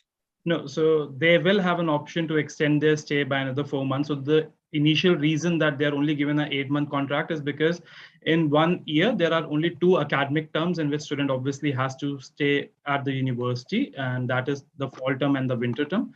The summer term, which starts in May, June, July, August, that's a break period. And that is the time, especially the first year student has been observed that they tend to come back to their home country and they don't use the resident facilities. So obviously, to make sure that there is no financial burden on them, even when they're not using the facilities, that's why we tell them that they can take a maximum of 8-month contract. However, those 4 months of break period is the only time when students are allowed to work full time as well, which is 40 hours in a week, as Maria said. So if you want to stay back at the campus and work full time, which is 40 hours in a week, you can take another contract of 4 months from the housing team, and you can continue to stay on campus itself. Maria, I have one more Yes. question. Yeah. I would like to understand about the dress code for academics and the in-residence. Is there anything like that? No dress code, but like you just dress the way students do, jeans and t-shirt or jeans and shirt and sweatshirts, pants. Like during summer months, it's that, and during winter months, you add the layers and an overcoat, a winter overcoat. And shoes is also normal, like, whatever you wear here, you can wear the same kind of sports shoes, the regular shoes, all of that. Winter wear, I think we covered a bit earlier. Winter wear might have to be a bit specific, but the rest of it is all exactly what you would wear over here. You don't have to, like, there's no dress code per se. However, there is one thing that I would always say: carry one something, either a kurta or something which you can wear for International Week or any functions where you have to be in a Indian kind of, go for an Indian look for maybe Diwali or Holi or any function, and carry one set of formal clothes, so that if you have to go for an interview, you should have formal shoes, like, formal look, white shirt, black pants, something which is formal. The rest of it is just your normal clothes. Nothing special required. Thank you so much. Hello, could you please elaborate a little bit about and give a few details about the SIP program, since it's different than the co-op, and whether or not we need the work permit, how do we get that, when do we get that, and if there are any fees or anything required for it? Sure. So Balpreet, for that, I request you to reach out to me separately, because it's something which is only relevant to the students studying under the science program. And this is a general topic that we're discussing today. So I'm sure you have my contact details and email ID, which anyways I'll share in the chat box now. So please reach out to me separately and we can have a discussion on that. Thanks. Sure. Thank you so much. Thank you. Okay, Maria, so there is a question in the chat box. A student wants to understand what exactly is postgraduate work permit and is it relevant to undergraduate students? Good question. So yes, it is very relevant to undergraduate students also. In Canada, in this particular term, postgraduate work permit, the word graduate means any student who has graduated from a post-secondary course, which means even a student who has done their bachelor's has graduated from a bachelor's. So that's why you are called a graduate. So postgraduate work permit is applicable for all of you who are going for your bachelor's, and you will all be eligible for the postgraduate work permit that Canada offers, and you will you will get 3 years of postgraduate work permit as per current policy. Thanks, Maria. Hello, I just had a small question. Like, what do you suggest that where should we take our electronics? Like, we'll probably need a better laptop, a better PC for our coding in engineering. So where do you suggest? Should I take it from India itself or should I come to Canada and then purchase it? Okay, so your machine's a very personal decision. However, if you are in computer science or engineering, some of your machine specifications might be defined by the course people. So there, I think Gaurav might be a better person, or your course advisor would be the better person to tell you what are the specs that your machine should have. Having said that, if you're buying a normal kind of a laptop, then buying it from here or there will not make a difference. But if you're looking at a high-end machine or some of the latest machines, then those are usually cheaper in Canada than they would be over here. So if your current laptop is something that you have just bought last month and is very good and very functional and it is absolutely fine, nothing wrong with it, you can definitely carry your current laptop to Canada and you should be able to manage till you need to get an upgrade. But if your laptop is old and you're anyway going to you're planning to buy a new one, just check Amazon.ca. You'll be able to do a very good comparison of how much the same thing costs over here and how much it costs over there. And for the most, I think you will find that the latest, especially some of the technical specs wale jo latest laptops hote hain, they're cheaper over there. If you're looking at high-end laptops, they're usually cheaper over there. All right. Thank you so much, ma'am. And just to add one more thing, as Maria mentioned during the budgeting thing, if you purchase it from Canada, of course, then you can avail the student discounts as well. So of course, it will be even cheaper as compared to India, which obviously you can't get the student discount. Okay, so Ranjana wants to ask, is there any locker that will be provided to the students to keep their winter jackets or whatever stuff they want to at the university? During vacation?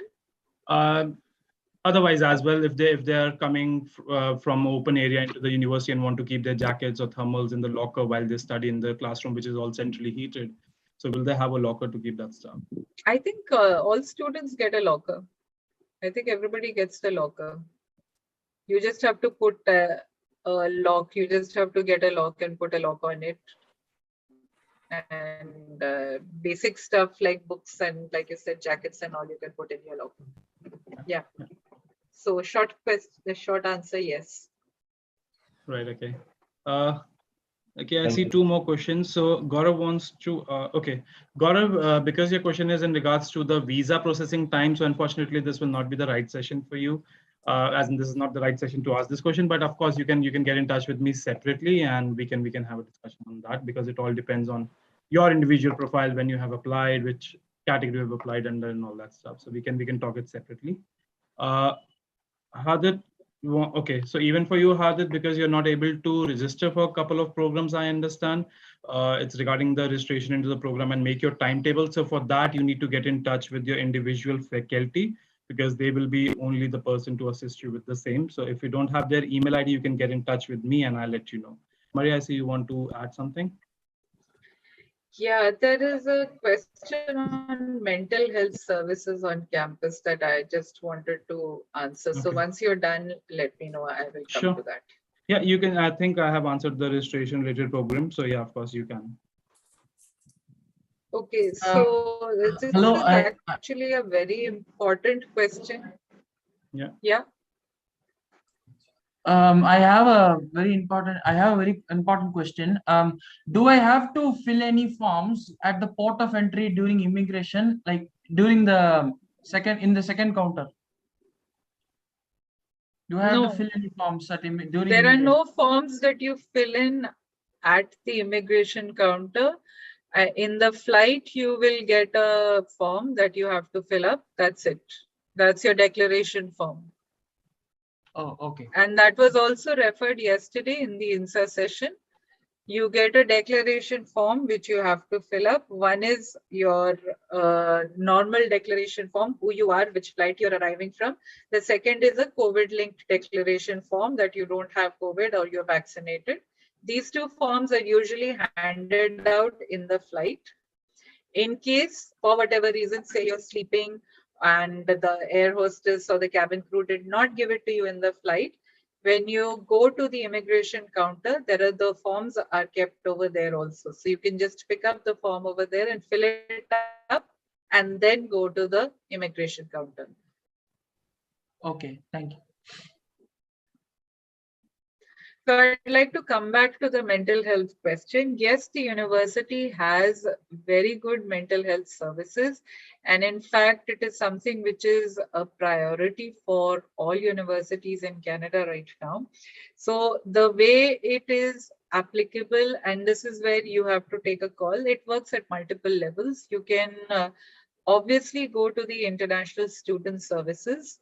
That is the go-to place for international students, because they're the kind of services you will get. You will be also talking to another international student, so they will be a bit more understanding.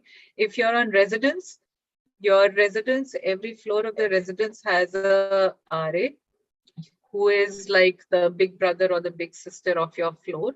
You can also talk to them if you're having problems in residence. In your faculty, in your courses, there is a faculty advisor who is the right person to go to if you are struggling with the course, you're not able to cope, or you're not understanding what is being taught, or there is any kind of issue.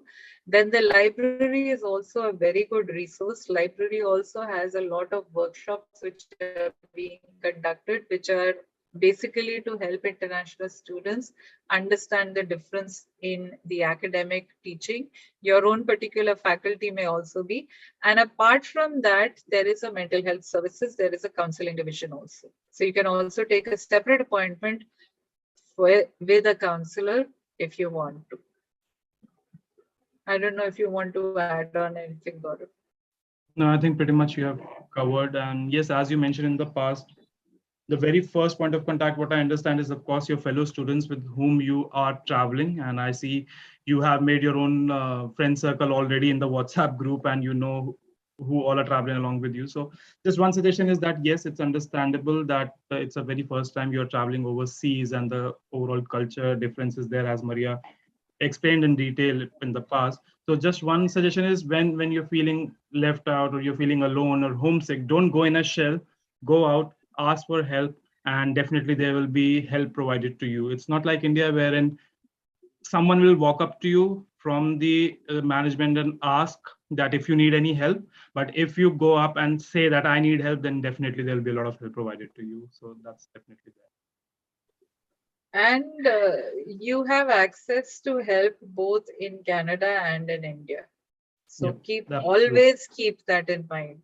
See, however, like I'm going to say this, parents can maybe keep it. See, what we wish for is all of you do as well in the next 4 years as you have done in the last 2 years.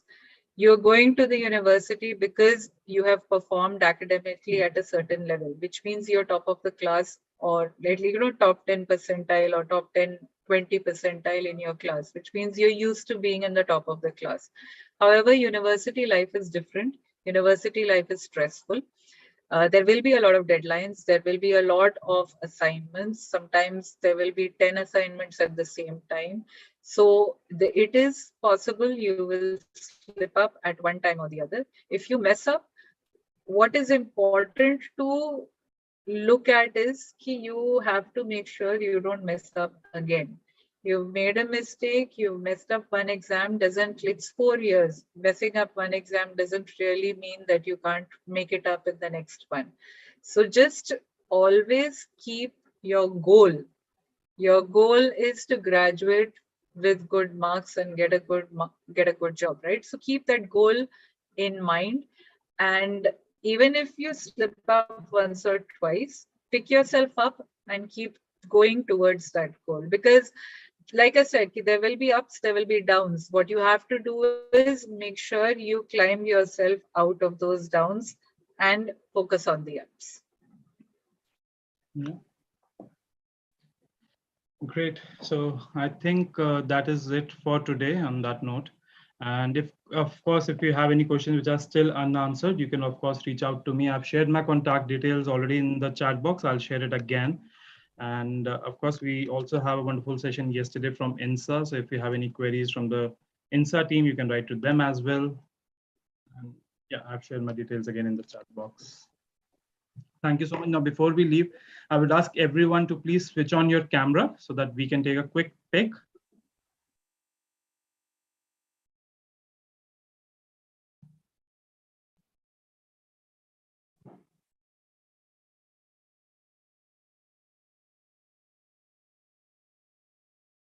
Yeah. Devansh, Avinash, still, yeah, please switch on your cameras.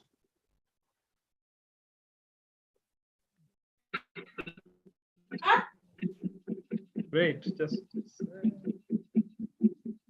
perfect.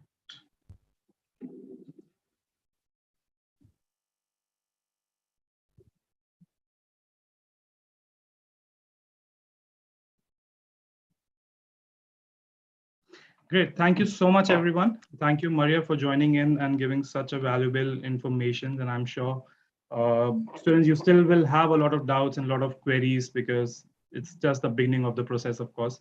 So feel free to reach out to me, to Maria, to Indian Student Association, to the university management, anyone. And of course, we are all there to assist you. Of course, we have WhatsApp and I'm available on my phone and email. So yeah, thank you so much, everyone, for today, for joining in. And yeah, look forward to meet you all again. Thank you so much. Thank you, everybody, and all the best.